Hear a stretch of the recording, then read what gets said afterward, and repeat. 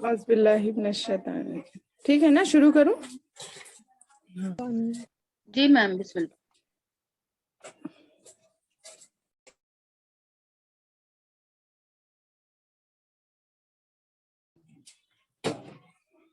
اعوذ باللہ السمیع العلیم من الشیطان الرجیم من حمزہ ونفخہ ونفثہ نحمده ونستعینه ونستغفرہ ونعوذ باللہ من شرور انفسنا ومن سیئات اعمالنا من یهده اللہ فلا مضل له ومن یضلل فلا ہادی له ونشهد ان لا الہ الا اللہ ونشهد ان محمدا عبدہ ورسولہ۔ اما بعد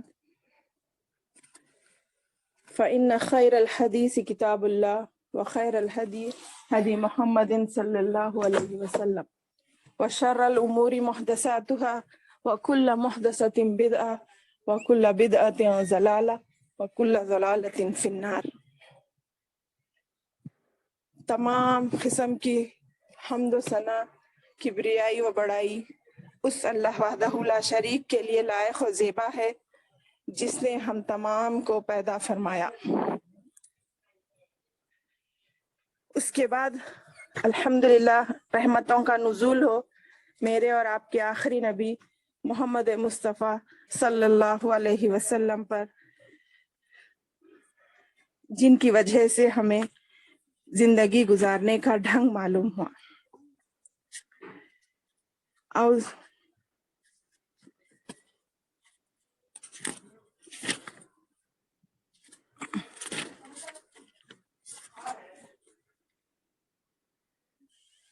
اعوذ باللہ من الشیطان الرجیم۔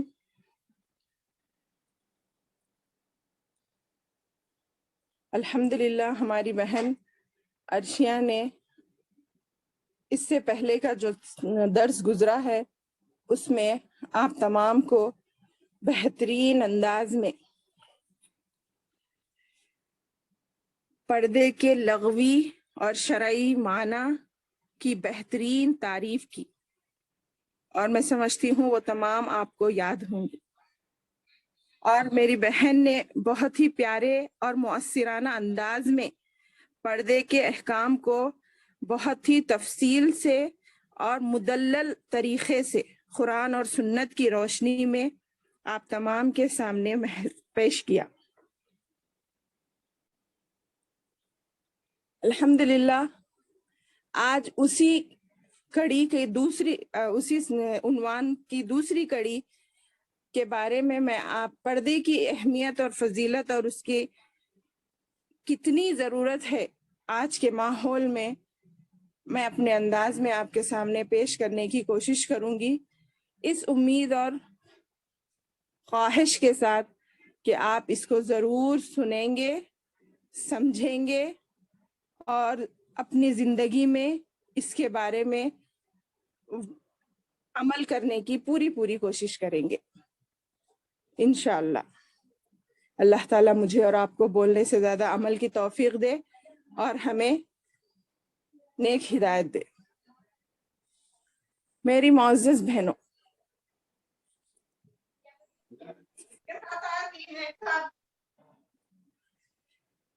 حیا شخصیت مومن کا جزء لازم ہے۔ شرم و حیا ایک ایسا وصف لازم ہے جس کے بغیر شخصیت مومن نامکمل رہتی ہے۔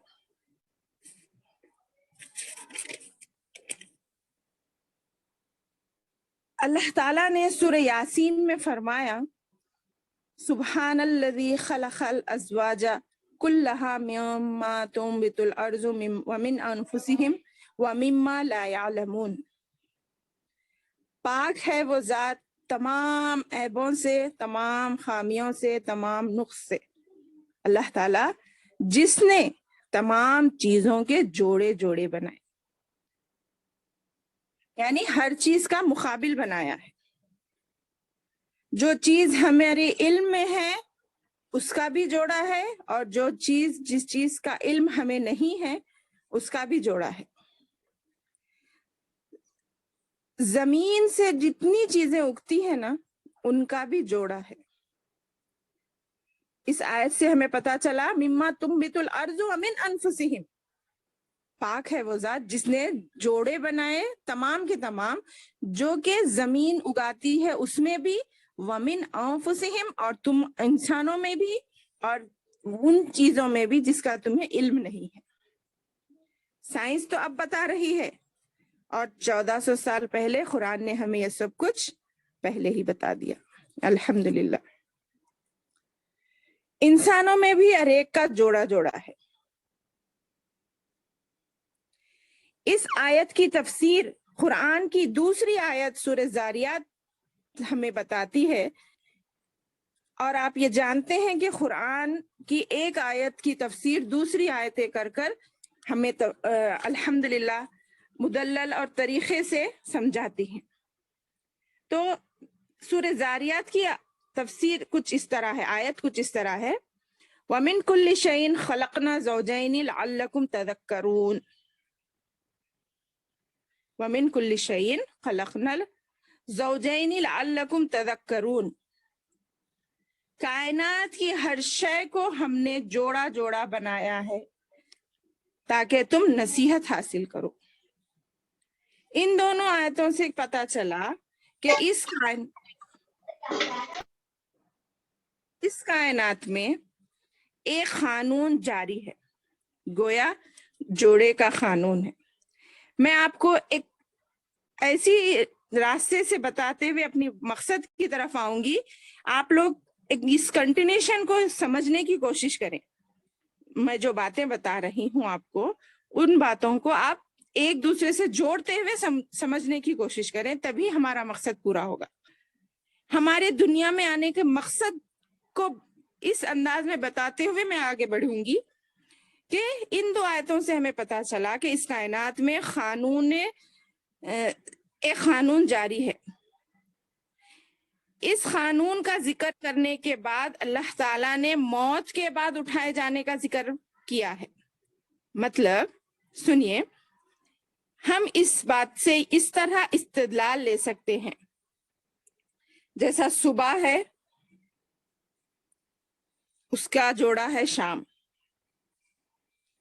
گورے کا جوڑا ہے کالا، لمبے کا جوڑا ہے پستہ خد، بلندی کا جوڑا ہے پستی، الٹے کا مقابل ہے سیدھا. اسی طرح دن کے مقابل میں رات آتی ہے. تو میرے بتانے کا مقصد یہ ہے کائنات کی کوئی شے ایسی نہیں ہے جس کا جوڑا نہ ہو. تو اسی بات کو، اسی قانون ازواج سے اس دنیا کے بالمقابل آخرت بھی یقینی ہے. یعنی یہ دنیا جتنی یقینی سے ہم جی رہے ہیں، ہم اور آپ اب بیٹھ کر یہ باتیں سن رہے ہیں، اس بات کا ہمیں جتنا یقین ہے، اسی طرح مرنے کے بعد جو ایمان کا ایک حصہ ہے نا، 6 چیزوں پہ جب ہم ایمان لاتے ہیں، آمنت باللہ و ملائکتہ بول کر، تو اسی میں ایک البعث بعد الموت جو آئی ہے اس کا ثبوت ملتا ہے اس بات سے کہ یہ دنیا کے بالمقابل آخرت بھی یقینی ہے. اس عالم کا جوڑا عالم آخرت ہے. تو ہم نے اس بات کو تسلیم کر لیا اور کرنا ضروری ہے، کیونکہ ہم اس دنیا کو تو تسلیم کر رہے ہیں نا. اسی بات سے ہمیں معلوم ہوا کہ جس طرح ہم اس دنیا میں کھاتے پیتے جیتے ہیں، اسی طرح اس کے جوڑے آخرت میں بھی ہمیں ایک زندگی گزارنی ہے، جس کی تیاری کے لیے اللہ تعالیٰ نے مجھے اور آپ کو اس زمین پر بھیجا، جہاں پر صحیح اور غلط ہر چیز کا حساب لیا جائے گا، جس کو ہمیں ماننا بہت ہی ضروری ہے. تو ہمیں معلوم ہو گیا کہ طبعی قدرتی طور پر ایک عالم آخرت بھی ضرور ہے. اب آئے ہم اپنے عنوان کی طرف چلتے ہیں.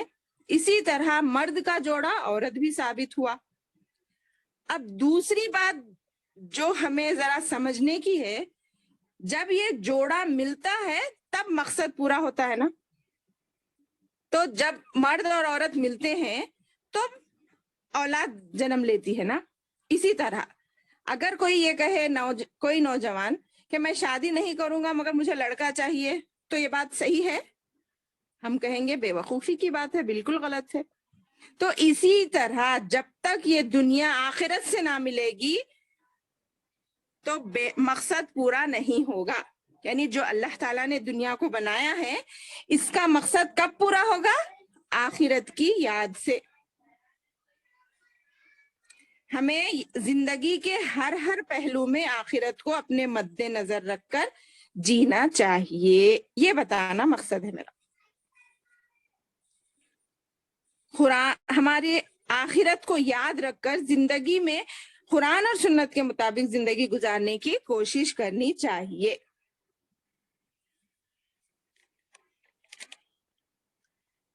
کیونکہ اللہ تعالیٰ نے کوئی بھی چیز بیکار پیدا نہیں کی.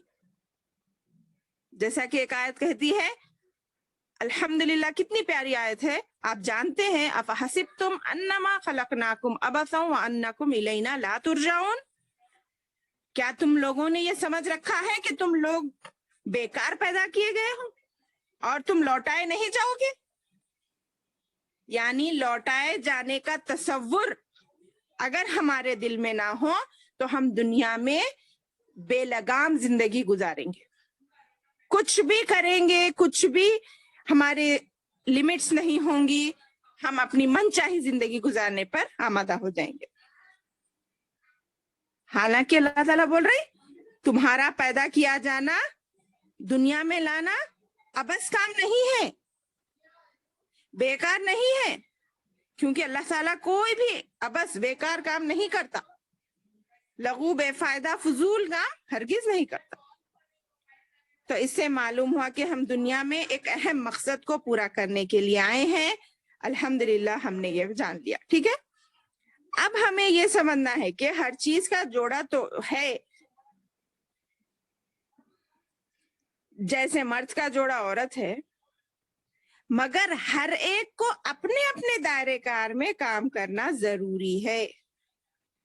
اگر دونوں میں ٹکراؤ اور ملاپ ہو جائے تو دنیا کا نظام درہم برہم ہو جائے گا. ہر ایک کو اپنے اپنے دائرے کار میں کام کرنا ضروری ہے.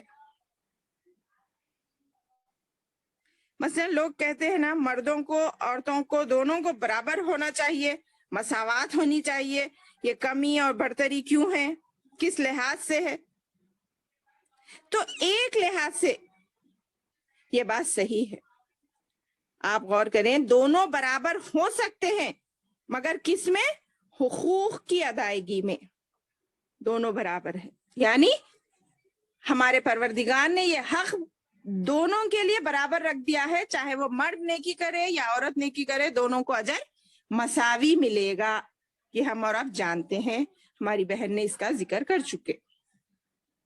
جتنا مرد عمل کرے گے تو جتنا ثواب ملے گا, عورت کرے گی تو اتنا ہی ثواب اس کو ملے گا. ٹھیک ہے, یہ حساب میں مساوات برابر ہے. دوسری بات یہ ہے کہ دونوں کا دائرے کار میں الگ الگ ہونا اور اپنے اپنے دائرے میں اپنی صلاحیتوں کو ترقی دینے کا موقع دینا, یہ بھی برابر ہے. اس میں بھی مرد اپنی صلاحیتوں کو اجاگر کرے, عورت اپنی صلاحیتوں کو اپنی دائرے میں رہ کر اجاگر کرے, یہ بھی بات ٹھیک ہے.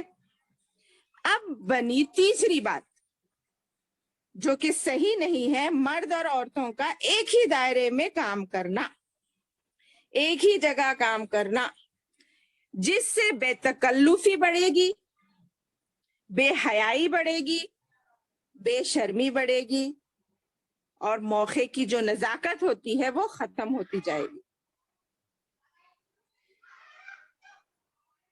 کیونکہ سورہ یاسین میں اللہ تعالیٰ فرماتے ہیں لَلشَّمْسُ يَنبَغِي لَهَا أَن تُدْرِكَ الْقَمَرَ وَلَا اللَّيْلُ سَابِقُ النَّهَارِ وَكُلٌّ فِي فَلَكٍ يَسْبَحُونَ.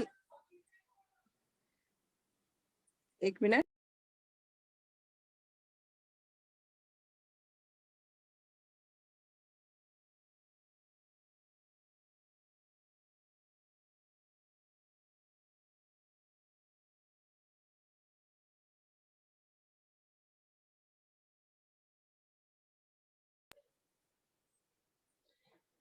تو کیا معنی ہے اس آیت کے کہ سورج نہ تو سورج چاند کو پکڑ سکتا ہے اور نہ چاند سورج کو، دونوں اپنے اپنے دائرے میں گردش کر رہے ہیں. اگر دونوں ایک دوسرے کے دائرے میں داخل ہو جائیں تو دنیا کا نظام بگڑ جائے گا. ایسے ہی اس دنیا کا چاند عورت ہے اور سورج مرد ہے، دونوں کی اپنی اپنی اہمیت بھی ہے اور صلاحیت بھی ہے، سب پر نمایاں ہے. اسی طرح اللہ نے مرد کو جو برتری دی ہے کچھ حد تک وہ حاکم کی حیثیت سے ہے اور عورت کی حیثیت محکوم کی ہے. اس سے یہ غلط گمان نہ نکالیں کہ مرد حاکم ہے تو وہ ظلم زیادتی کر سکتا ہے، عورت محکوم ہے تو وہ پستی اور ظلم سہ سکتی ہے. میرا کہنے کا مقصد وہ نہیں ہے. اس آیت کے بارے میں بتانا چاہتی ہوں کہ الرجال قوامون علی النساء بما فضل اللہ بعضهم علی بعض، یعنی مرد حاکم ہیں عورتوں پر کیونکہ اللہ تعالیٰ نے بعض کو بعض پر فضیلت دی ہے. دیکھیے اگر گھر میں ہی، ہمارے گھر میں اگر کوئی کسی کو بھی ایک بڑے کو اگر نہ رکھ کر سب کو برابر کا اختیار دے دیا جائے تو لڑائی جھگڑے ہوتے ہیں نہیں. ویسے ہی ایک جماعت میں سب کو برابر کے اختیارات دے دیے جائیں تو ہر ایک کا اپنا اپنا ٹیسٹ ہوگا، اپنی اپنی پسند ہوگی، اپنا اپنا اختیار ہوگا اور وہ اپنا حکم نازم کرنے کی کوشش کرے گا جس کی وجہ سے دوسرے کو تکلیف ہوگی.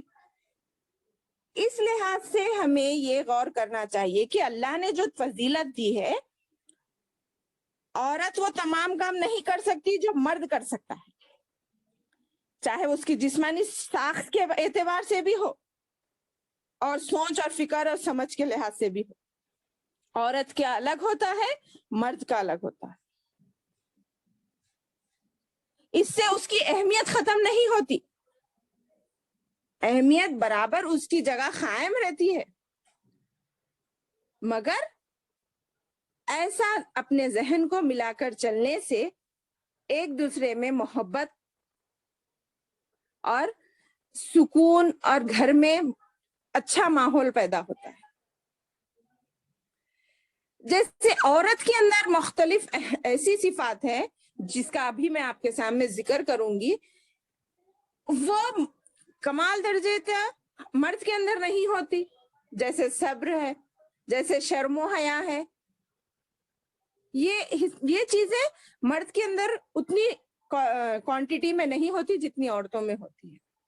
تو یہ ہمیں ہرگز نہیں سوچنا چاہیے کہ ہم مردوں سے کم ہیں، اللہ نے ہمارے ساتھ ناانصافی کی ہے وغیرہ وغیرہ. تو ہم نے جان لیا کہ الحمدللہ یہ دنیا دارالعمل ہے، یہ دنیا آخرت سے مل کر مکمل ہوگی اور وہاں پہ ہمارے اعمال کا حساب و کتاب ہوگا. اس کے لیے ہمیں آخرت کو اپنے ہر کام میں یاد رکھتے ہوئے ہمیں زندگی گزارنی چاہیے اور جس کا جو کام ہے اس کو اپنے انداز میں بہترین طریقے سے پورا کرنا چاہیے. مگر ان چیزوں کو ہم نے چھوڑ دیا ہے. ہم صرف مغربی تہذیب کو اتنا فالو کرنے پہ وہ ہو گئے ہیں، مجبور ہو گئے ہیں کہ اس کے بغیر ایسا لگتا ہے کہ اب چارہ ہی نہیں ہے. اگر ہم وہ چیزیں نہ کریں گے تو ہم بہت ہی دنیا میں ذلیل و خوار ہوں گے. حالانکہ یہ بات بالکل صحیح نہیں. ہمارے اسلاف کی طرف دیکھیے، ان کی زندگی کو ہم جان رہے ہیں الحمدللہ. ہر سنڈے کو یہ لیکچر سننے کا ہمارا مقصد صرف 2 گھنٹے ثواب کما کے اٹھ جانا نہیں ہے،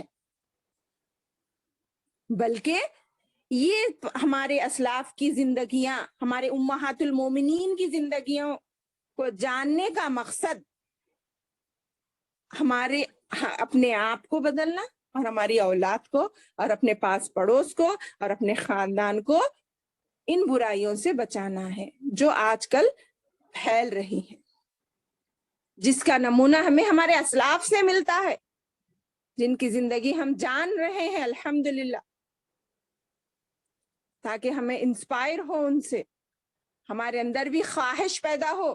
جس طرح ان کا نام آج تک سنہرے الفاظ میں لکھا گیا ہے, آج تک قائم اور زندہ ہے, اسی طرح ہم اپنے حدود میں رہتے ہوئے اب ایک ایسا کام کر جائیں جو ہمارے آنے والی نسلوں کے لیے قابل مثال ہو. مگر افسوس ہم اس طرف توجہ نہیں دیتے. کیوں؟ ہم پہلی بات میں نے اس لیے آخرت کی بارے میں اتنی تفصیل بتائی, آخرت کا تصور ختم ہو چکا ہے ہمارے اندر. آخرت کو بھولنے کی وجہ سے یہ تمام بیماریاں پیدا ہو رہی ہیں. یہ دنیا ہے سب کچھ سمجھ کر بیٹھے ہوئے. اللہ ہمیں ہدایت دے, اللہ ہمیں سمجھ دے, ہم دنیا کی یہ غیر مسلموں کی یا دنیا شیطان کی چالوں کو سمجھنے کی توفیق عنایت فرمائے. چلیے اب ہم اپنے عنوان کی طرف آتے ہیں پھر سے. تو الحمدللہ ہم نے جان لیا حیا ایک ایسا لازمی صفت ہے جس کے بغیر شخصیت نامکمل رہتی ہے, اور ایمان درجے کمال کو نہیں پہنچ سکتا اگر اللہ تعالیٰ اور انسانوں کا حیا باقی نہ رکھے تو نیکی اور بدی کا تصور ہی ختم ہو جائے گا.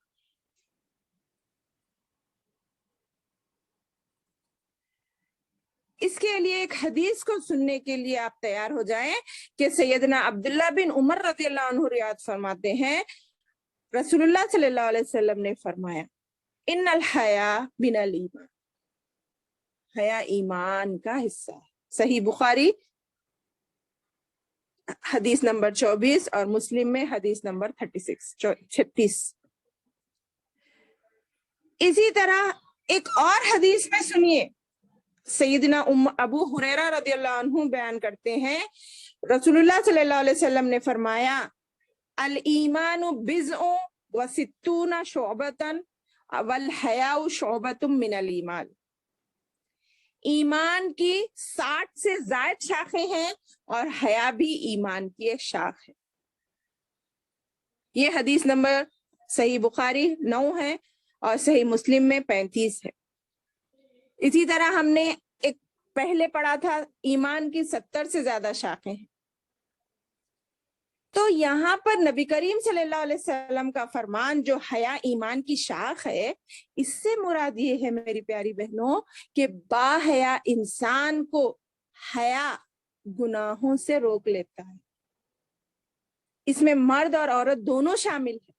مرد کو بھی ایسی حیا ہونی چاہیے, عورت کو بھی یہ حیا ہونی چاہیے جس سے وہ گناہوں سے رک جائے اور اس کا تعلق بھی ان سے ختم ہو جائے گناہوں کا. تو لہٰذا اس طرح یہ ایمان ہی بن جاتا ہے. جب ایمان کا حصہ ہے یعنی حیا ہمارے اندر اتنی رس بس جائے کہ ہمارے سے گناہوں کا تعلق ہی ختم ہو جائے, تو گویا ہمارے اندر صرف اور صرف ایمان ہی باقی رہ جاتا ہے. کیونکہ مجموعی طور پر ایمان 2 حصوں میں منقسم ہے. ایمان کتنے حصوں میں بٹا ہوا ہے؟ 2 حصوں میں. ایک اللہ کی بتائی ہوئی چیزوں پر عمل کرنا, اس کے اوامر الہی کو بجا لانا, اور دوسرا ان کے روکی ہوئی چیزوں سے رک جانا. ٹھیک ہے, چلیے آگے بڑھتے ہیں.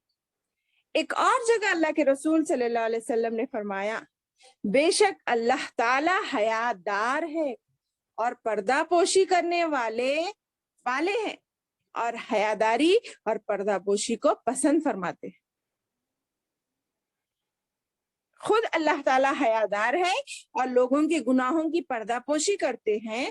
اسی طرح ہمیں بھی حیادار ہونا چاہیے اور لوگوں کے عیب کو چھپانا چاہیے. ایک اور حدیث کو سنیے جس میں 2 چیزوں کا ذکر ہے جس سے ہمارے ایمان میں اضافہ ہوگا اگر یہ صفتیں ہمارے اندر بھی آ جائیں انشاءاللہ. الحیاء والعی شعبتان من الایمان والبذاء والبیان شعبتان من النفاق. ذرا غور سے سنیے ترجمہ اس کا.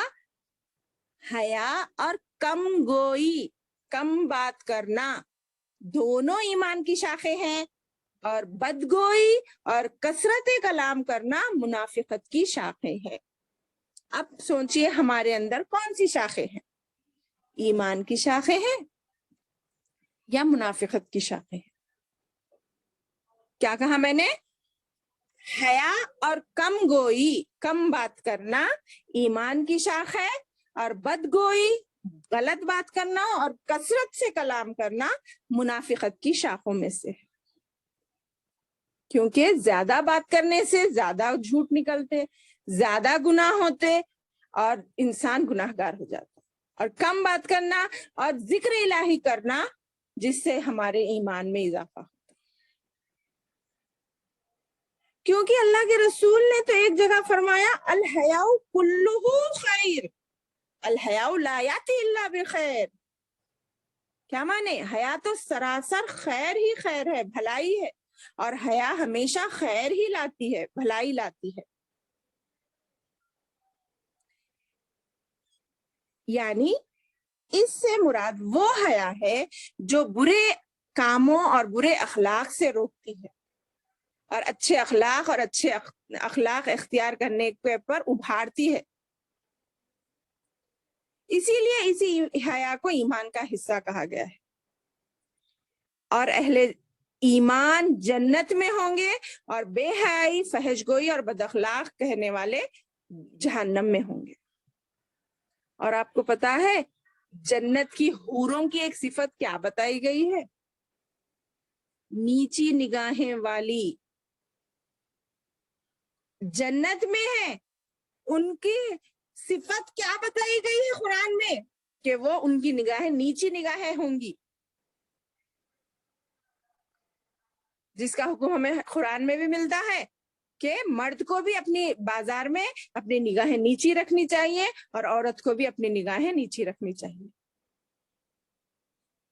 کیونکہ برائی کا ابتدا آنکھوں سے ہی ہوتی ہے۔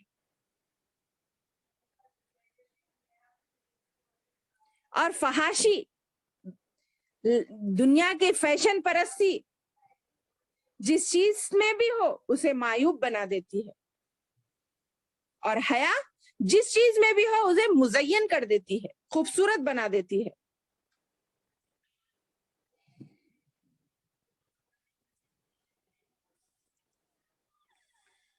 کیونکہ ایمان ایک غیر مستور ہوتا ہے، یعنی ایمان چھپا ہوا ہوتا ہے، اس کا لباس تقویٰ ہے۔ ایمان کوئی دکھانے کی چیز ہے کیا؟ نہیں، چھپا ہوا ہے۔ وہ ظاہر کس طرح ہوتا ہے؟ اس کا لباس کس کو بنایا گیا؟ تقوی کو، اللہ کے ڈر کو بنایا گیا۔ اللہ سے ڈرنے والا انسان آپ کو خود بخود نظر آ جاتا ہے، وہ بولنے کی ضرورت نہیں ہوتی۔ اور اس کی زینت، یعنی اس کو خوبصورت بنانا ہے آپ کو اپنے ایمان کو، تو حیا اپنائیے۔ جب کسی انسان میں سے حیا اٹھا لیا جاتا ہے نا، تو اس سے برائی پوری ختم ہو جاتے، بھلائی پوری ختم ہو جاتی ہے، سوری، اس سے ہر بھلائی چھین لی جاتی ہے۔ کیا یہ حیا ہمارے اندر ہے؟ ہم صرف ظاہری باتوں کو، پردہ اور غیر پردے کے بارے میں الجھ کر رہ گئے ہیں، مگر اصل حیا ہمارے اندر ہے؟ اللہ تعالیٰ ہر وہ دروازہ بند کر دینا چاہتا ہے جہاں سے برائی جنم لے۔ اگر یہ صفات جو میں نے ابھی بتائی ہیں مرد میں اور عورت میں یکساں ہوں تو کیا یہاں برائیوں کا جنم ہو سکتا ہے؟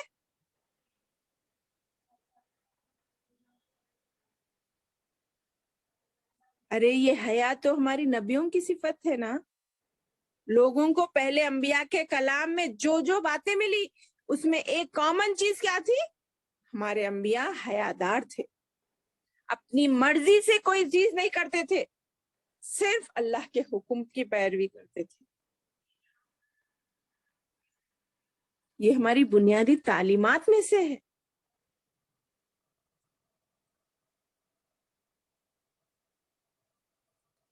لوگ ہمیشہ پاک دامنی اور عفت پر فخر کرتے آئے ہیں، اور زمانے قدیم میں بھی اور آگے آنے والے زندگیوں میں بھی.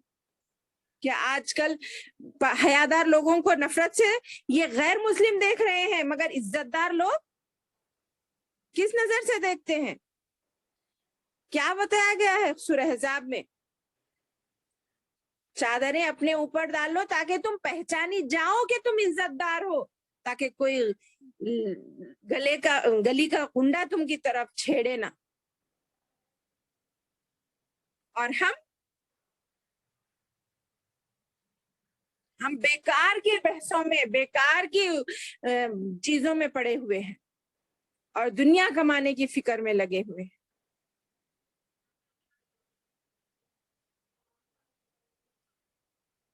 بے شک حیا ہی گناہوں کے ارتکاب سے روکتی ہے.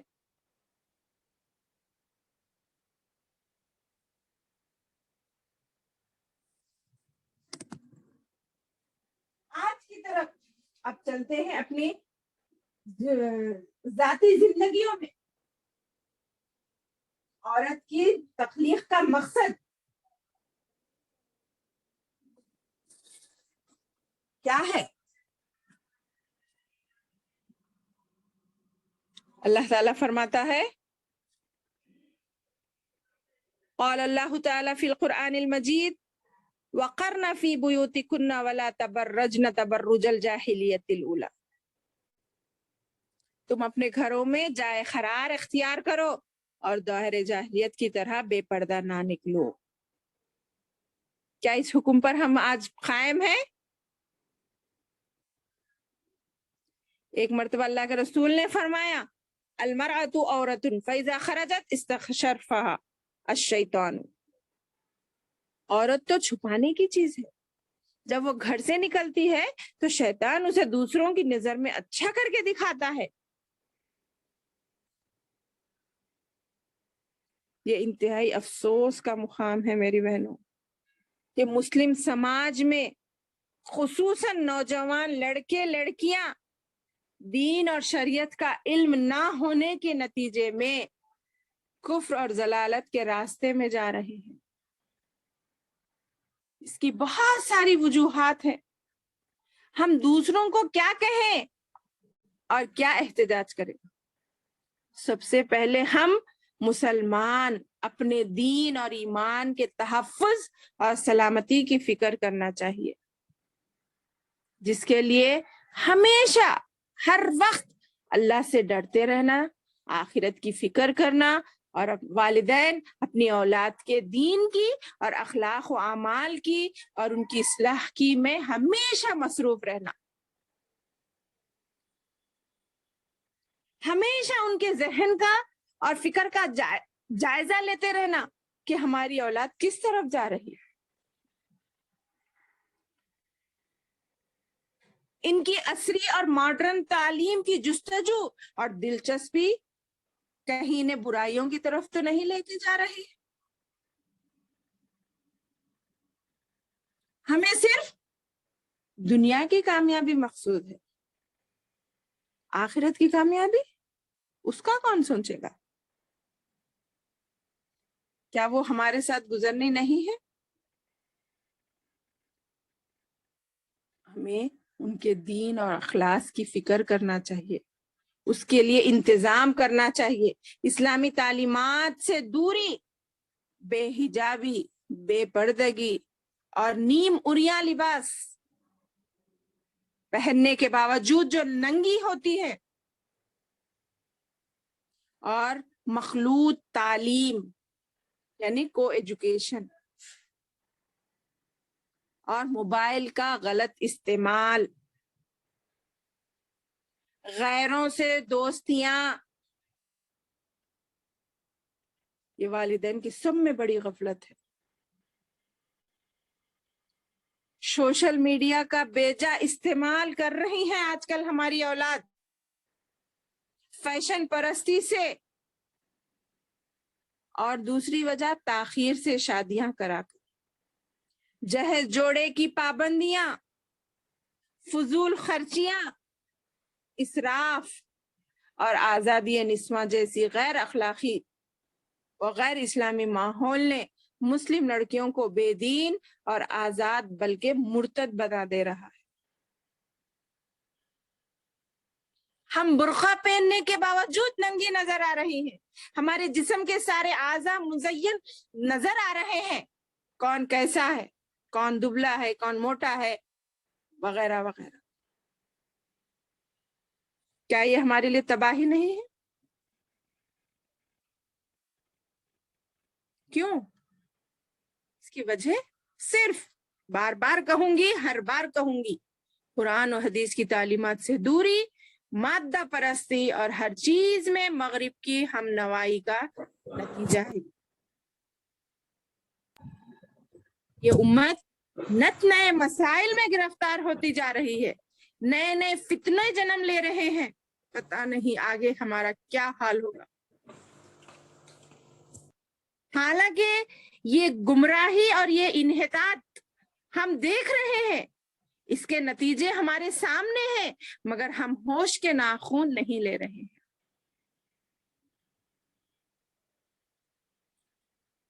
یہ دنیا کا فیشن سمجھ کر ہم اس پہ خاموش بیٹھے ہوئے ہیں، اور ان مسائل میں ایک سنگین مسئلہ کیا ہے معلوم؟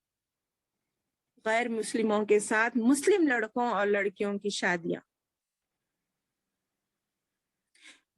جیسا کہ آج کل اتنا سننے میں آ رہا ہے کہ ایک لہر چل پڑی ہے، کئی واقعات ہمارے سامنے آئے، مسلم لڑکیاں غیر مسلموں کے ساتھ چلی گئیں اور مسلم لڑکے غیر مسلم اور لڑکیوں کو لے کر بھاگے، بعد میں پھر انہیں تکلیفوں کا سامنا کرنا پڑا، وہ بھی معلوم ہوا، اور بالآخر زندگی سے بھی بہتوں نے ہاتھ دھو دیا۔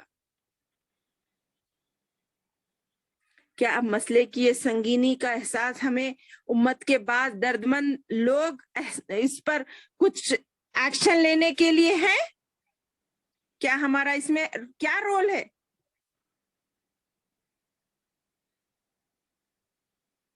ہم کیا کر رہے ہیں اس معاملے کو؟ صرف سن کر خاموش بیٹھ جانا؟ اپنی اولاد کو بہتری کی طرف بلائیں۔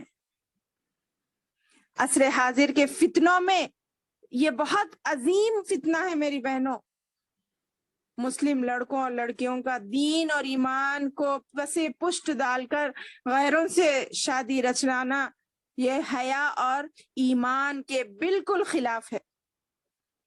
اس سے دونوں کی زندگیاں تباہ ہو رہی ہیں، بلکہ ان کی زندگی چھوڑو، اسلامی تہذیب اور تمدن پر بھی بڑی کاری ضرب لگ رہی ہے، اور ہم ہماری اولاد کو ایسی تعلیم نہیں دلا رہے ہیں۔ سنتے ہیں، لمحہ فکریہ ہوتا ہے، مگر پھر اپنے زندگی میں معمول میں واپس لوٹ جاتے ہیں۔ ارے ایسا نہیں چلے گا، یہ زبردستی نہیں ہے میری بہنوں، لا اکراہ فی الدین کا غلط مطلب نہ نکالے۔ لا اکراہ فی الدین کب ہے؟ جب ایک غیر مسلم کو اسلام میں داخل کرنے کے لیے ہے وہ آیت۔ جب کوئی غیر مسلم ہے تو اسلام میں اس کو زبردستی کرا کر مت لاؤ، بلکہ اس کو پہچان ہونے دو، اس کو اپنا ایمان پیدا ہونے دو، اس کو فکر پیدا ہونے دو کہ اللہ اور دنیا میں کیا کیا حقیقت ہے، تب تک ہم اس پہ زبردستی نہیں کر سکتے۔ جب ہم اسلام میں آ گئے تو ہر عمل ہمارے لیے لازمی ہے۔ ہم مار کر بھی کیوں بولے اللہ کے رسول بچے کو 7 سال سے مارو، نماز کا حکم دو، یہ زبردستی ہے کیا؟ ارے وہ نہیں جانتا نا، بچوں کی تربیت اس طرح سے کرو کہ بچے کو ہم صحیح اور غلط کی پہچان کرائیں۔ 10 سال کے ہو جائے تو مارو اور ان کا بستر الگ کر دو۔ خود بھائی بہن کے بستر کو الگ کرنے کا حکم دیا گیا ہے۔ کیوں؟ یہ پابندیاں ضروری ہے، کیونکہ یہاں سے ہی شیطان اپنی چالیں چلنا شروع کرتا ہے۔ اس کو بوجھ نہ سمجھے، اس کو تکلیف نہ سمجھے، اس کو قید نہ سمجھے، بلکہ یہ ہماری بہتری کے لیے ہے کیونکہ اللہ نے ہمیں پیدا کیا اور وہی جانتا ہے ہمارے لیے کیا بہتر ہے اور کیا صحیح ہے اور کیا غلط ہے اور کیا برا ہے. آپ جانتے ہیں وَلَا تُنْكِحُوا الْمُشْرِكَاتِ حَتَّى يُؤْمِنْ وَلَأَمَةٌ مُؤْمِنَةٌ خَيْرٌ مِّن مُشْرِكَةٍ وَلَوْ أَعْجَبَتْكُمْ وَلَا تُنْكِحُوا الْمُشْرِكِينَ حَتَّى يُؤْمِنُوا وَلَعَبْدٌ مُؤْمِنٌ خَيْرٌ مِّن مُشْرِكٍ وَلَوْ أَعْجَبَكُمْ أُولَٰئِكَ يَدْعُونَ إِلَى النَّارِ وَاللَّهُ يَدْعُو إِلَى الْجَنَّةِ وَالْمَغْفِرَةِ بِإِذْنِهِ وَيُبَيِّنُ آيَاتِهِ لِلنَّاسِ لَعَلَّهُمْ يَتَذَكَّرُونَ. سورہ بقرہ آیت نمبر 221. اس آیت کریمہ میں کیا بول رہے ہیں؟ کیوں مومن مرد کا مومنہ عورت سے اور مومنہ عورت کا مومن مرد سے نکاح حلال اور مشرکہ عورت کا مومن مرد سے اور مشرک مرد کا مومنہ عورت سے نکاح حرام ہے؟ کیونکہ اس سے ایمان کے ضائع ہونے کا خطرہ ہے. جو کہ مومن مرد اور مومنہ عورت دونوں کے سب سے بڑی پونجی اور کل سرمایہ حیات ہے. چاہے دنیا میں اسے کچھ نہ ملے، اگر اس کے پاس ایمان ہوگا تو وہ بہت بڑا ایمان والا لکھ پتی ارب پتی ہوگا اللہ کی نظر میں. اول ان شادیوں کو حرام قرار دیا گیا ہے جو حرام ہو، کیونکہ یہ لوگ یدعون الی النار، غیر معبود طاغوت وغیرہ وہ آگ کی طرف بلاتے ہیں لوگوں کو، اور اللہ یدعو الی الجنہ، کیونکہ اللہ نے ہمیں پیدا کیا نا تو وہ ہمیں جنت کی طرف لے جانے کی کوشش کر رہا ہے، اس لیے یہ پابندیاں لگا رہا ہے اور ہم غفلت میں پڑے ہوئے ہیں. اور پاک دامن مردوں کو پاک دامن عورتوں کے لیے حلال کیا ہے تاکہ ایک بہترین معاشرہ دنیا میں آئے.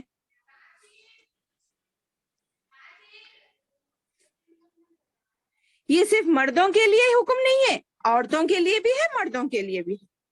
مردوں میں اس میں زیادہ رول کیا ہے؟ مردوں کو اللہ سبحانہ تعالیٰ کا قرآن مجید میں ارشاد ہے یا ایھا الذین آمنوا قوا انفسکم واہلیکم نارا وقودها الناس والحجارہ.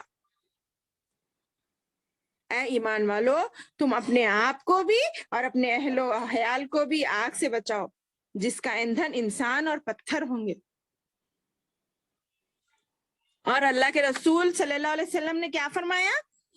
کلکم راعٍ وکلکم مسئول عن رعیتہ، الرجال راع فی اہلہ ومسئول عن رعیتہ والمرأة راعیۃ فی بیت زوجہا ومسئولۃ عن رعیتہا.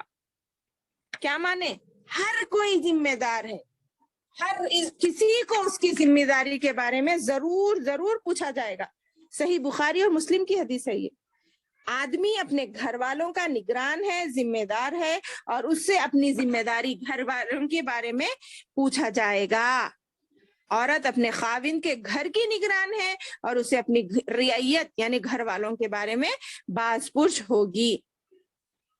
میری معزز بہنوں، قرآن مجید کی اس آیت اور حدیث نبوی میں معاشرے کے ہر شخص کو آگاہ کیا گیا ہے، چاہے وہ حکمران ہو یا ایک عام آدمی، حتیٰ کہ گھر میں رہنے والی عورتوں کو بھی، کہ وہ اپنے اپنے دائرے میں اپنے اپنے فرائض ادا کرتی رہیں اور اللہ کے پاس جواب دہی کا خوف رکھیں.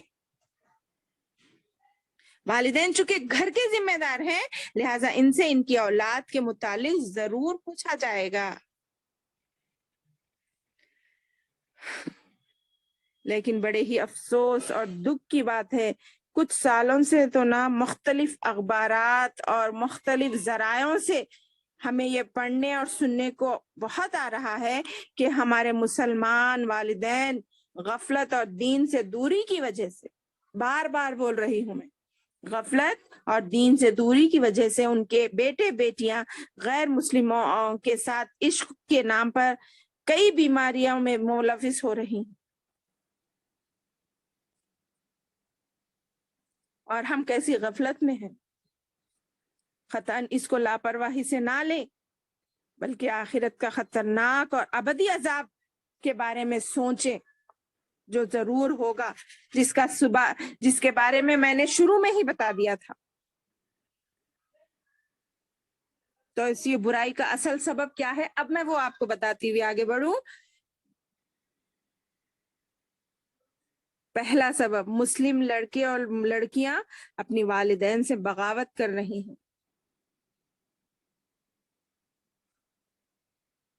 کیوں؟ اسلامی تعلیمات کو اہمیت نہیں دی جا رہی ہے جتنی دنیا کی ڈگریوں کو دی جا رہی ہے۔ میری بیٹی ڈاکٹر بنائیے، مگر اس کو اسلامی تعلیمات بھی دیجیے نا۔ اپنی صلاحیتوں کو اللہ تعالیٰ نے پہلے ہی بتایا، اپنی صلاحیتوں کو مرد کے لیے بھی اجازت ہے اور عورت کے لیے بھی اجازت ہے کہ وہ اپنی صلاحیتیں بڑھا سکتی ہے، مگر اپنے دائرے میں رہ کر۔ اس کا پہلا دائرہ کھینچ دیجیے آپ، اس لیمٹس میں رہ کے تمہیں تعلیم حاصل کرنا ہے بیٹے بیٹی۔ دین اسلام قرآن و سنت کی تعلیمات سے بہت دور ہے، پہلی وجہ یہی ہے۔ ہم کو ایجوکیشن کو کتنا پروان چڑھاتے ہیں، بڑے بڑے اسکولوں میں کیا بتا رہا، مسلم ایمان تو دور ہے، دینی تعلیمات تو دور ہے۔ دوسری وجہ، مسلم گھرانوں میں ہی دینی ماحول کی کمی۔ ارے ہمارا بچہ کیسا کھا رہا، کون سے ہاتھ سے کھا رہے ہیں، کون سے ہاتھ سے پی رہے ہیں، کیسا کپڑے پہن رہے ہیں، ہر چیز پہ نظر رکھنا ہے نا، ہم ذمہ دار بنے ہیں نا۔ بولیے، چاہے وہ ناراض ہو تب بھی بولیے، کیونکہ ان کو نہیں معلوم آگے کیا نقصانات ہیں، ہم دیکھ رہے ہیں، ہمیں پتا ہے۔ اسلامی تعلیمات کو خود جانے اور اس کو نافذ کریں۔ اب بہت ضرورت اسی چیز کی ہے کہ ہم اپنی ان تعلیمات کو دنیا میں نافذ کریں، بلکہ غیر شرعی نظام تعلیم بچپن سے ہی بازو بازو بٹھا کر تعلیم دلانے کی خواہش۔ بڑے بڑے اسکولوں میں ایسا ہے، وہاں پہ اچھی تعلیم ہوتی، مگر وہاں کے پیچھے کیا کیا غلطیاں ہو رہی ہیں وہ نہیں دیکھ رہے۔ مختلف میدانوں میں مردوں اور عورتوں کا آزادانہ میل جول، اور گھریلو ماحول شرم و حیا نہیں، اخلاق کو تباہ کرنے والے ٹی وی سیریلز۔ کیا میں غلط کہہ رہی ہوں؟ کیا یہ نہیں ہے؟ مذاق، بچپن کارٹون سے ہی ایسی تعلیم دے رہے ہیں بچوں کو، کھانا بغیر کارٹون دیکھے ہمارا بچہ کھانا نہیں کھاتا بول رہے۔ ارے اللہ اکبر، میری بہنوں، آج تک کوئی ویسا کھایا ہے کیا؟ ہم ویسا کھا کے بڑے ہوئے کیا؟ کیوں اس کے عادی بنا رہے ہیں؟ بہت تکلیف ہوتی ہے جب بولتے ہیں مائیں بچہ کھانا نہیں کھاتا بغیر کارٹون دیکھے۔ ارے حمام تک بھی فون لے کے چلے جا رہے، پانی نہیں نہاتا بچہ، آواز آنا اس کو میوزک کی۔ ارے ابھی تو بچہ ہے نا، سوچ رہے بچی ہے نا، ارے یہ میوزک اس کے ذہن میں آپ ڈالتے جا رہی تو کیا وہ اندر جا کے ایک پختہ چیز نہیں بنے گی؟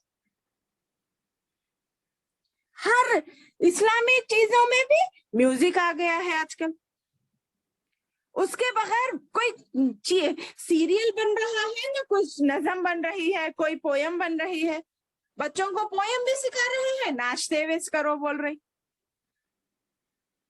ارے بچپن سے ہی اس کو ہم اس چیز کے عادی بنا رہے ہیں، اور آگے چل کر وہ اس چیزوں کا عادی بنے گا تو اس میں اصل قصوروار کون ہوگا؟ ہم نہیں ہوں گے؟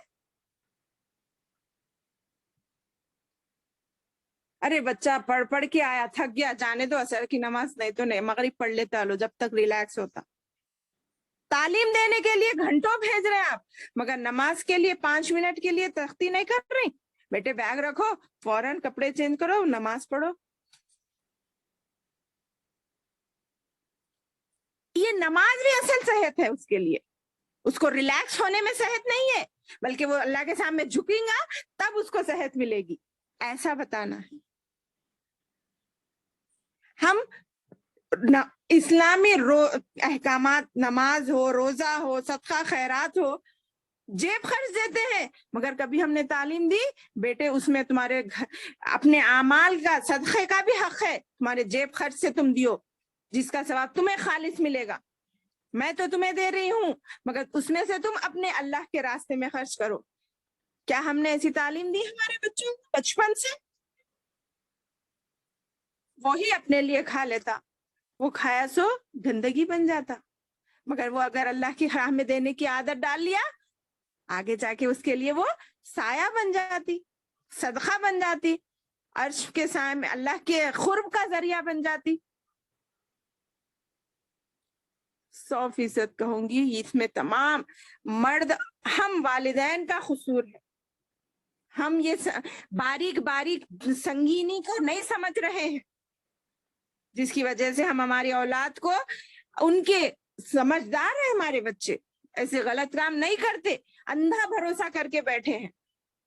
ارے آپ نہیں، آپ کی بچوں کی تربیت آپ پھر بھی بتا رہی، مگر باہر کا ماحول اس کو دیکھیے، وہ آ کر آپ کے بچے کو بھٹکائے گا تو بچہ بھٹک جائے گا تو کون ذمہ دار ہوں گے؟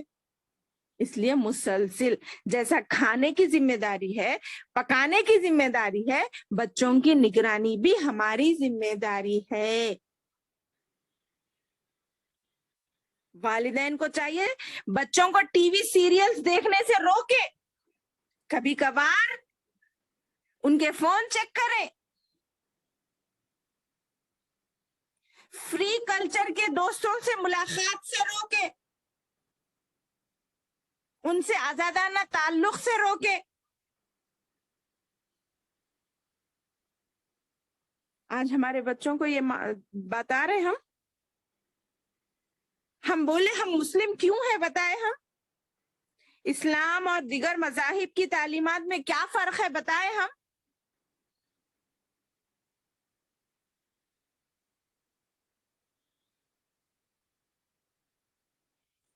حالانکہ اسلامی تعلیمات کے پیش نظر لڑکی کو نکاح کرنے کے لیے اس سے طرف سے ایک ولی کا ہونا لازمی ہے، اس کے بغیر اس کا نکاح نہیں، مگر لو میرج کے نام پر اپنے گھروں سے دور ہو رہے ہیں، پھر بعد میں پریشانیوں کا سامنا کر رہے ہیں۔ جب رونے سے فائدہ نہیں میری بہنوں، جب رونے سے فائدہ نہیں، وہ موقع آنے سے پہلے ہمیں سنبھلنا چاہیے۔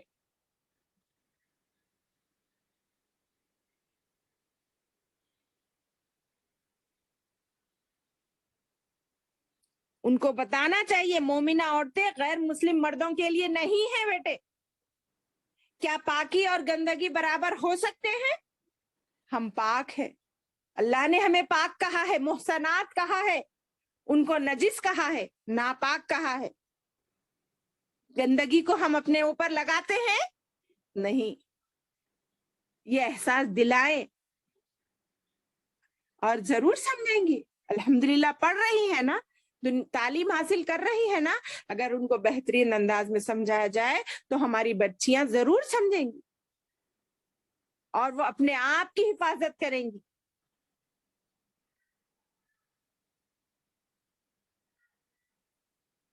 مجھے ایک جملہ یاد آ رہا ہے، میں ایک آڈیو میں سنی تھی، ایک معصوم 10 سال کی بچی بول رہی کہ میں اپنے آپ کو اپنے ساتھ رکھنا محسوس کرتی ہوں، سیف محسوس کرتی ہوں۔ بولی کیا مطلب اس کا؟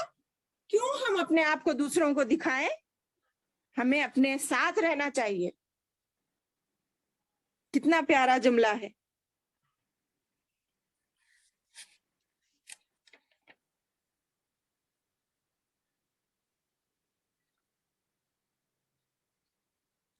اجازت ہے، کب ہے؟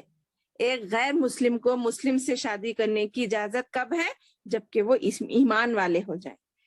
ایک واقعہ بتاتی ہوں، ابو طلحہ رضی اللہ عنہ جس وقت مشرک تھے، ام سلیم رضی اللہ عنہا کو نکاح کا پیغام بھیجا۔ ام سلیم رضی اللہ عنہا نے دو ٹوک الفاظ میں یہ کہہ کر انکار کر دیا کہ تم مشرک ہو اور میں مسلمان عورت ہوں، میں ایک اللہ کی عبادت کرتی ہوں اور تم بت کی پوجا کرتے ہو، اور کسی کافر کے ساتھ مجھے شادی کرنے کا کوئی شوق نہیں، یہ مجھے ہرگز منظور نہیں ہے۔ تو ابو طلحہ رضی اللہ عنہ کچھ دن تک تو سوچتے رہے، پھر ام سلیم کی بات ان کے ذہن میں نقش کر گئی، اور پھر انہوں نے دوبارہ پیغام بھیجا کہ اگر میں تمہارا دین اسلام قبول کر لیتا ہوں تو کیا تم مجھ سے نکاح کرو گی؟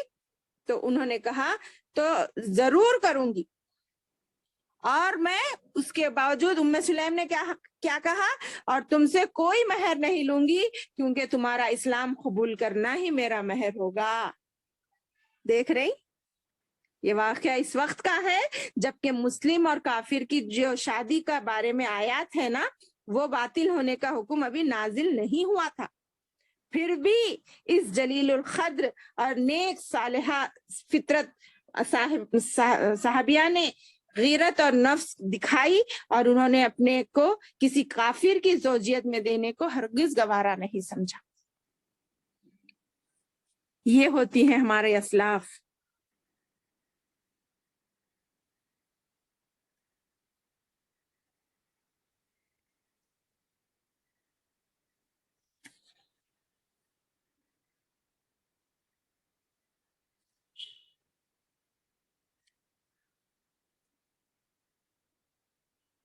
ہم سنتے ہیں، بار بار سنتے ہیں، مگر وہ وقت نہیں آتا جس سے ہم اپنے آپ کو بدلیں۔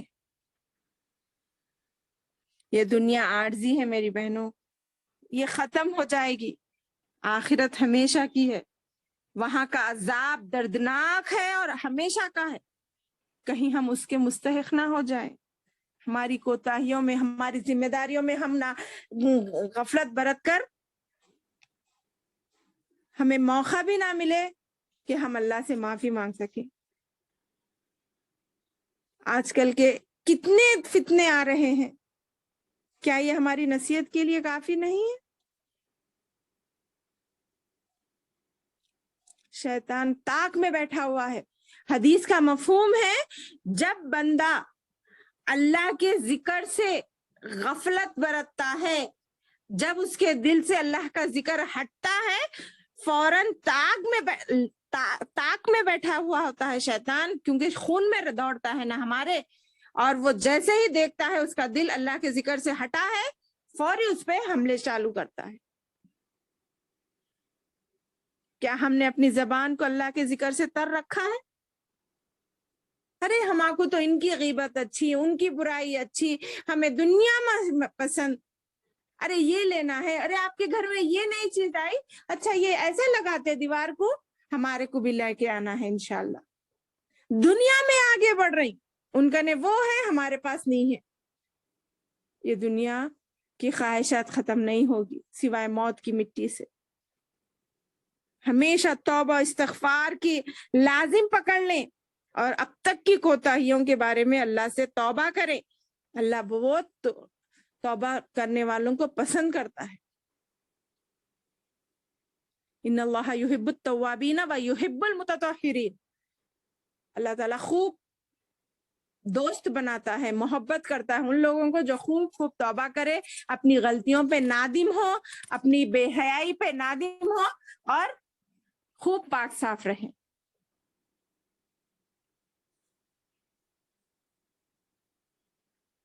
کیونکہ یہ بات ہم والدین، میرے اور آپ کے لیے ہے، اس تباہی اور بربادی کے کسی حد تک مجرم ہم بھی ہیں، کیونکہ ہم نے نہ تو خود دینی تعلیم حاصل کی جیسا حاصل کرنا چاہیے تھا، اور نہ ہی اپنے گھر کا ماحول ایسا رکھا، اور نہ ہی اولاد کو دینی اقتدار سکھایا، اور نہ مومن کافر کا فرق سمجھایا۔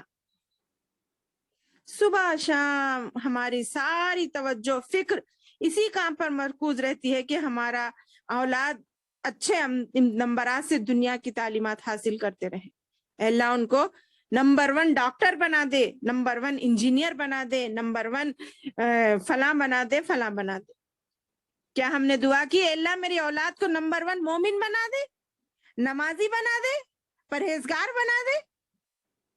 की होगी, मगर वो क्यों कबूल नहीं हो रही? क्या इस बात पर गौर किया है? उसके बाद का दुआ कबूल होती, वो आपकी दुआ जरूर आखिरत में एक नेकी बनकर होगी, मगर दुनिया में उसका असर क्यों ना नजर नहीं आ रहा? क्योंकि आपने उस बात को सिर्फ जबान से अदा कर दिया, उसका असर बाद में नहीं देखा।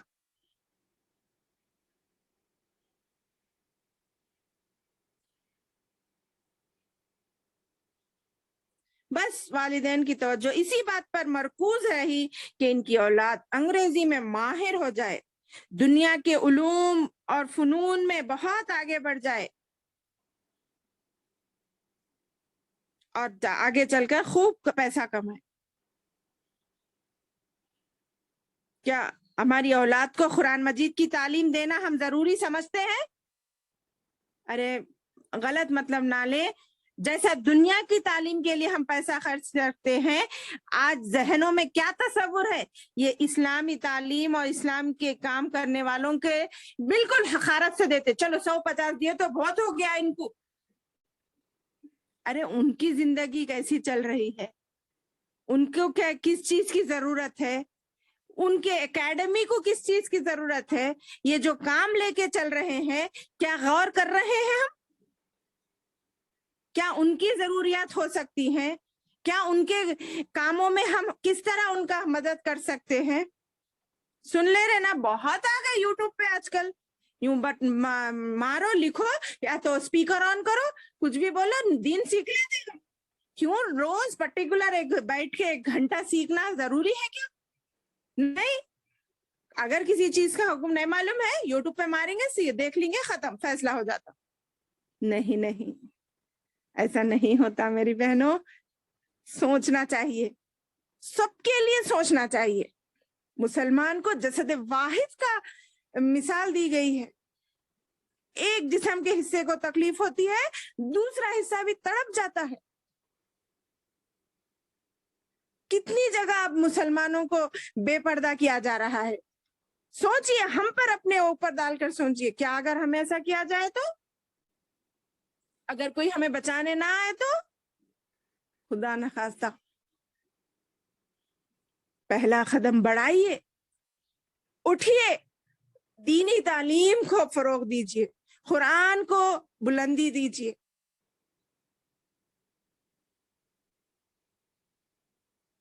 खुद भी सीखिए, अपनी औलाद को भी सिखाइए। इसको मामूली मत समझिए, सिर्फ ये 2 घंटे की तालीम नहीं है, इसका असर हमारी जिंदगियों में आना है। हम माफ कर दें, चाहे दुनिया कुछ भी बोले हमें। अल्लाह को याद करें, अल्लाह आपके लिए रास्ते निकालिए, कुछ करना नहीं है, बस आप अल्लाह को याद करें, अल्लाह आपके लिए रास्ते निकालेगा। आपके जहन बार बार हमें क्यों तकलीफ हो रही, हम भी गलतियां, हमसे भी सरदर्द हो रही, मगर बार बार अल्लाह का डर हमें याद आकर हम ये बातें आप तक पहुंचा रहे। हमारी कुछ जिम्मेदारी है, हमने कुछ इल्म सीखा है, वो पहुंचाएं, हम भी उस पर अमल करें, आपको भी उसकी तरफ दावत दें।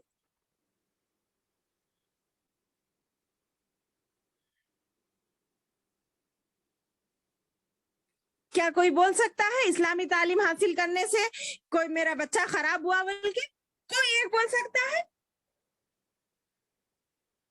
क्या उसकी तालीमात पर कभी किसी ने गौर किया? क्या वो गैर फितरत है?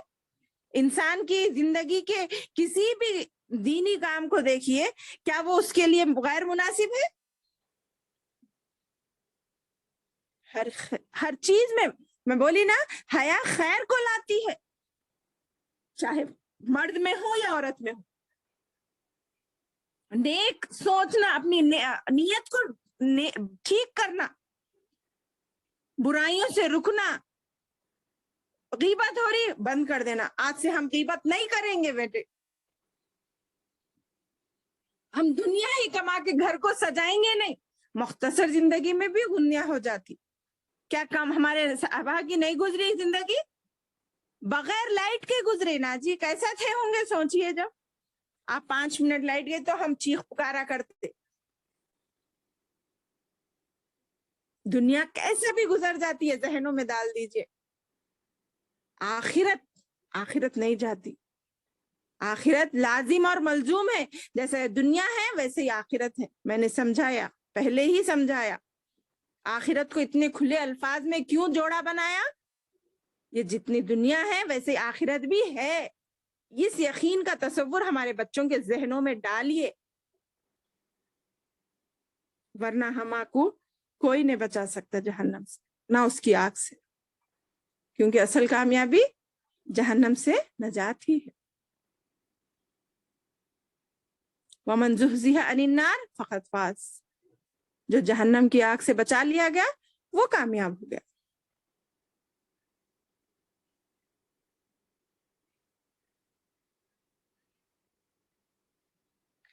بس الغرض والدین اللہ تعالیٰ کی طرف سے حقیقی ذمہ داریوں کو بھول گئے ہیں. انہیں یاد نہیں رہا کہ اولاد جنت یا دوزخ میں لے جانے کا ایک سب میں بڑا سبب ہے. تو بس میں یہ کہنا چاہتی ہوں, ہم اپنی اولاد کی اچھی سے اچھی تربیت کریں اور اسی کو اپنا اولین فرض بنا لیں اللہ کے فرائض کو ادا کرنے کے بعد.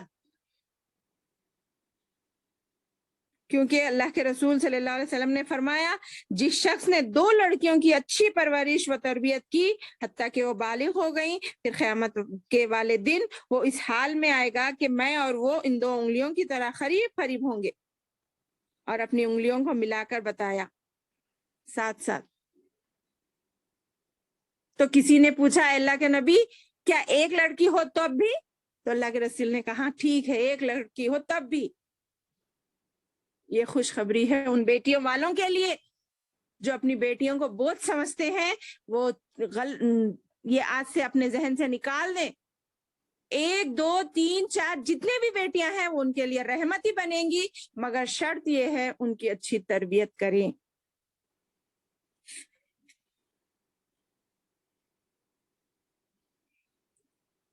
کیوں؟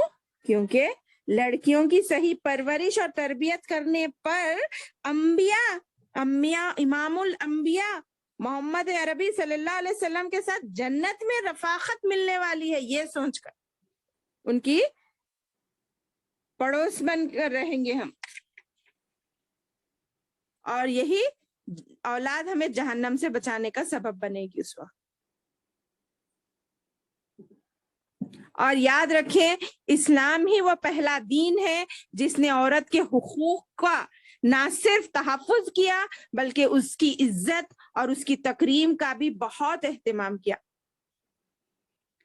اسی اہتمام اور عزت میں اس سے مردوں کے ساتھ ملنے کو منع کیا گیا ہے اور پردے کا پابند بنایا گیا ہے.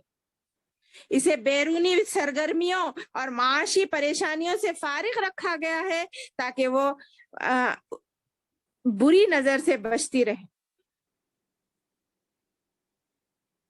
اور اسے اپنی ہوس کا نشانہ بنا کر جو لوگ اس کی عزت اور عصمت کو تار تار کرتے ہیں اس سے بچتی رہیں,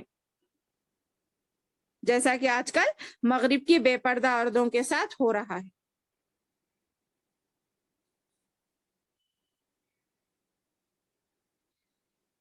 میں ہر سمجھدار ماں بہنوں سے پوچھنا چاہتی ہوں کہ دنیا میں اس سے بڑی خیانت اور کیا ہو سکتی ہے کہ باپ اپنی اولاد کو تو دنیا کی عارضی زندگی میں کام آنے والے امور سے آشنا کرائے اور آخرت کی ابدی زندگی میں کام آنے والے امور کی طرف اس کی توجہ نہ دلائے. ماں باپ دنیا میں تو کام آنے والی عارضی زندگی کے لیے تو اس کو پڑھا رہے لکھا رہے, مگر آخرت کی ابدی زندگی کے لیے اس کی کوئی توجہ نہیں دلا رہے. اللہ کی قسم, اس سے بڑا دھوکہ اور خیانت دنیا میں اور کچھ نہیں ہے. لہذا جو ماں باپ اپنی اولاد کو دین کی بنیادی تعلیمات سے بھی واقف نہیں کراتے, حجاب اور پردے کے احکامات نہیں بتلاتے, عریانیت, فحاشی اور غیر مردوں کے ساتھ اٹھنے بیٹھنے میں کوئی برائی نہیں سمجھتے, وہ بڑے دنیا کے سب میں بڑے دھوکے باز ہیں. اور اگر ان کی اولاد کوئی غلط قدم اٹھاتی ہے تو اس میں ان کا بھی پورا حصہ ہے اور وہ بھی جہنم میں جانے والے ہیں. اب آخر میں اس کی علاج بتا کر میں اپنی بات کو ختم کروں گی. میری بہنوں, ان تمام باتوں کے حوالے سے ہم مسلمان والدین کو یہ نصیحت کرنا چاہیے کہ وہ اپنی اولاد کو جہنم کا ایندھن بنانے کے بجائے اپنی آخرت کا توشہ بنائیں۔ نمبر 1، انہیں قرآن اور سنت کی صحیح تعلیم کی دلائیں۔ ان کے دلوں میں اللہ تعالیٰ اور رسول اکرم صلی اللہ علیہ وسلم کی محبت اور اطاعت کا جذبہ پیدا کریں۔ سیرت رسول صلی اللہ علیہ وسلم بھی، صحابہ کرام کی زندگی بھی اور صحابیات رضوان اللہ علیہم اجمعین کی زندگی کے واقعات بھی سنائیں۔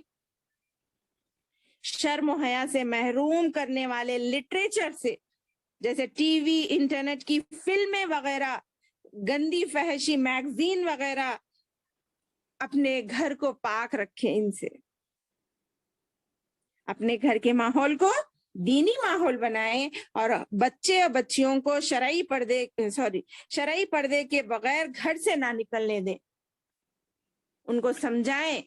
اور مرد و زن یعنی مرد اور عورت کے آزادانہ اختلاط یعنی کو ایجوکیشن، جس کو ہم اتنے اچھے انداز میں بولتے ہیں، بچپن سے ہی اجتناب کریں، بچپن سے ہی روکیں۔ اور سب میں اہم آخری بات، موبائل فون بچیوں کو زیادہ نہ دیں، بچوں اور بچیوں کو زیادہ نہ دیں، صرف کام کے حد تک دیں، اس کے علاوہ فون اپنے پاس رکھ لیں۔ وہ نہیں جانتے اس کی برائی، مگر ہم تو جانتے ہیں نا اس میں کیا کیا ہے، تو ہم ان کی نگرانی کریں، کیونکہ ہم ذمہ دار ہیں، ہمیں یہ ذمہ داری ہمارے پروردگار نے دی ہے، اس ذمہ داری میں ہم ہرگز ہرگز ہرگز کوتاہی نہ کریں۔ اگر دینا بھی پڑے تو ان پر کڑی نظر رکھیں، کیونکہ اس مختصر سی عارضی زندگی کی چند لذتوں کی خاطر ہم اپنی آخرت کی ابدی زندگی کو ہرگز برباد نہ کریں، اور انہیں پکا سچا مسلمان اور مومن بنائیں۔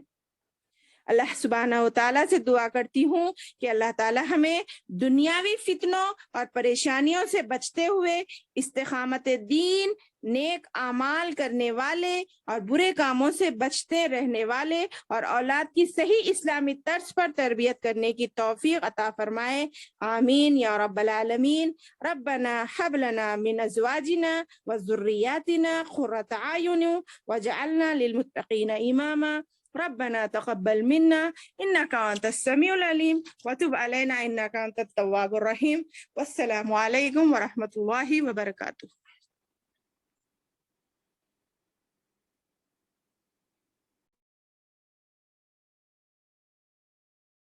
قیامت تک اسلامی تعلیمات پر عمل کرنے والا بنائے، آمین۔ اللہ ہم سب کو نیک توفیق دے، صرف دکھاوے کی مسلمان ہونے کے بجائے ہم دین کے اصلی مسلمان مومن بنے، اور ہماری زندگیوں کو اسلاف کے نمونے میں گزارنے کی توفیق عطا فرمائے، ہمیں جہنم کی آگ سے بچائے، ہمیں صغیرہ اور کبیرہ گناہوں کو بچائے، ہم کو ایک دوسرے کے ساتھ مخلص ہو کر برائیوں کو دور کرنے والا، نیکیوں کو ایک دوسرے پہ بتانے والا، سمجھانے والا، پیار اور محبت سے زندگی گزارنے والا بنائے۔ ہمیں جو دنیا پرست ہو رہے ہیں، اللہ ان کی محبت کو دنیا سے ہٹا کر دین کی طرف لا دے، اور جو دنیا میں ہے اور جو دین میں ہے ان کے اعمال کو مخلص بنا دے، سنت اور اخلاص کے ساتھ چھوٹے سے چھوٹا عمل بھی کرنے والا بنائے، آمین۔ اللہ ہم تمام کو نیک توفیق دے، بس ریاکاری سے بچائے، آمین ثم آمین۔ سبحان اللہ وبحمدہ، سبحانک اللہم وبحمدک، ونشہد ان لا الہ الا انت، نستغفرک ونتوب الیک۔ السلام علیکم ورحمۃ اللہ وبرکاتہ۔ وعلیکم وعلیکم السلام ورحمۃ السلام اللہ ورحمۃ وبرکاتہ۔ اللہ وبرکاتہ۔ وعلیکم السلام، جزاک اللہ خیر، اللہ حافظ۔ آمین۔